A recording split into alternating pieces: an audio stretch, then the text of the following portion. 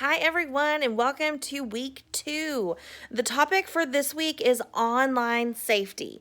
And online safety is probably the most thought of component of digital citizenship.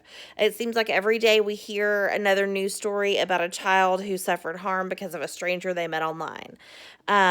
And it's very relevant to what we're seeing in our schools. How many of your students have a mobile device, a smartphone or a tablet? I'm guessing it's a vast majority of them. And I want to say, I'm guessing if you teach secondary, it's a vast majority of them. But honestly, elementary kids, even kids as young as pre-K and kindergarten, have access to mobile devices. Whether they, have unsupervised use of their parents, or they have their own iPad, or they have a cell phone that works. So, there are a number of safety issues that our students will face as they live in the online world. So these can include being too young for certain content that they may find, not having the social skills to properly interact online, not being able to understand or control privacy and security settings, revealing too much personal information about themselves or others, cyberbullying. There are so many facets of online safety. It would take hours to cover them all, and we probably wouldn't even get through them all then. So, the recommended readings and the required readings for this week will have more information on those. It's easy for us to want to use scare tactics with our kids when we're talking about these important issues.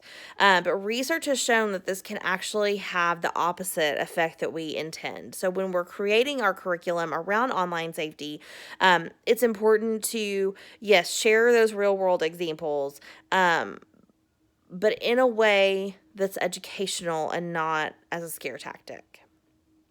Um, One problem with technology is that it changes so rapidly.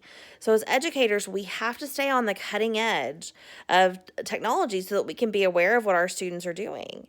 And a huge part of online safety, that I'll touch on now, I think is very important as educators that we know is about the many laws around online behavior.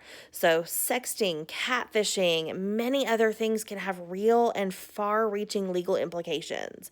And because the online world can seem less than real sometimes, this is an area where kids don't necessarily connect their actions to potential consequences.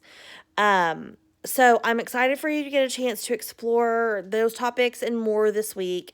Your weekly assignments, you'll have your weekly readings and videos as usual.